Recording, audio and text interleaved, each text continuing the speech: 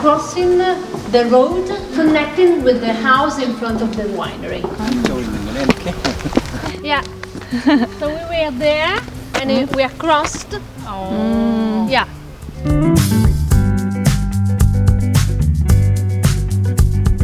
The cellar was built by my grandfather Albino in 1940. We have the aging cellar just underneath the cottage, and then there is a tunnel which is crossing the road. We are going to connect with the other house where we have the vinification, all the stuff that we need for the making wines.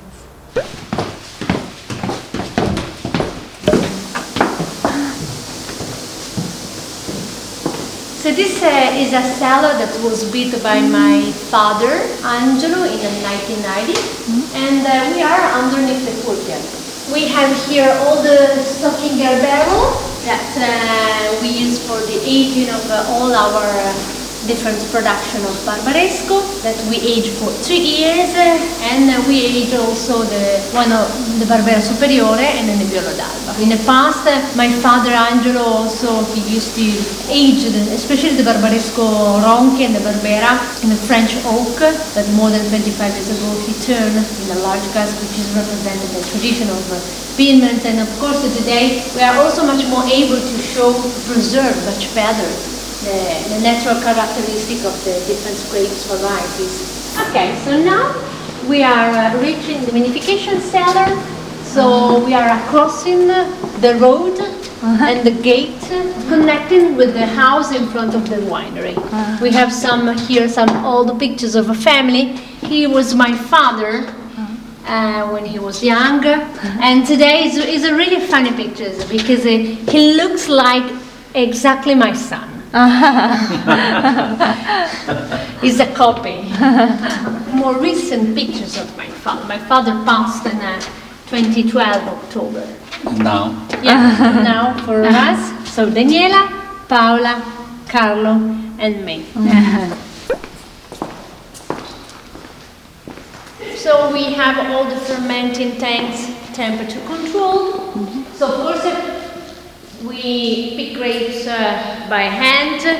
We load the grapes in small crates of 400 kilos, not more, just to be able to arrive and not crush the grapes before. The grapes are crushed outside where we have the distiller and the crushing machine, and then everything has been pumped in different fermenting tanks, and it depends which types of grapes varieties.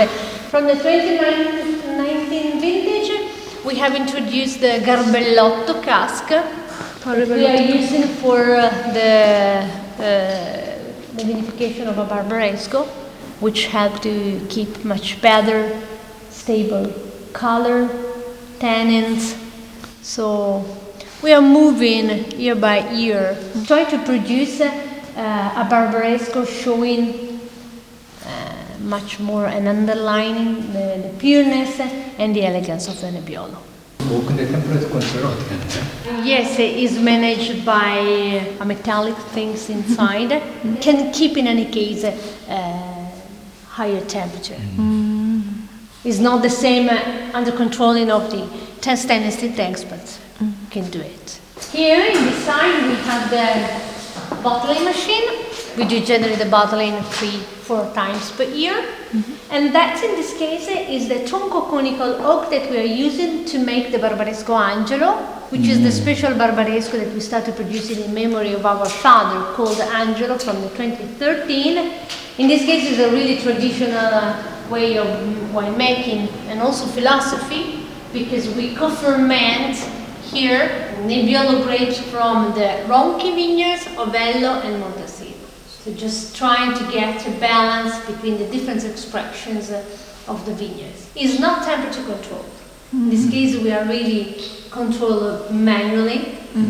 We do the punch down, pumping over during the fermentation just to help in the extraction. When the fermentation is over, we push the cap formed by the skin with a wooden border in the middle.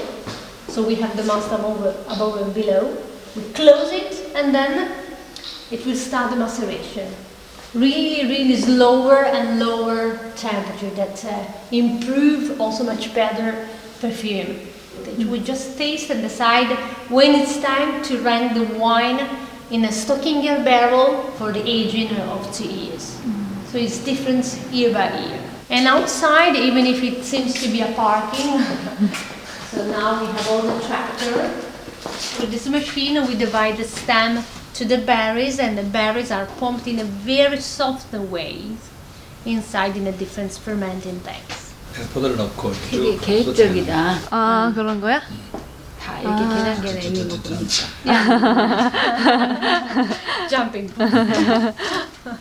지하 창고가 보물 창고구나. 그러게.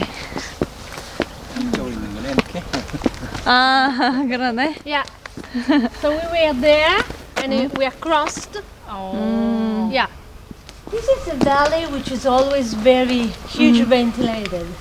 I'm just showing you also our secret cellar. Now I'm joking. We are trying to keep year by year some vintage of Barbaresco. Well, this is a kind of a personal collection. Sometimes by traveling, or sometimes other producers maybe come to visit us and we have some opportunity to exchange some bottles. But year by year we are keeping 500 to 600 bottles, especially of the ronchi, even if it's really nothing. It's really always not enough, but allowed us to have a kind of more history and also have some availability of all vintages for the future. This was my great-grandfather, Rocca Giacomo. And my grandfather from the 1970 started releasing using his own name. The Barbaresco made in the past was a blend between Ronchi and Ovello. So only from the 1986 my father divided the production of the two vineyards. Would it be possible to visit anyone who is not related to the wines? We generally welcome visitors Oh. by appointment because there are only two of us who managing the visit, who are me and Daniela. Yes, by appointment, we can generally also welcome people who want to know the wines, who want to know the history of the family, philosophy, or just want to have an ideas about Barbaresco. Oh. So, yeah. Okay.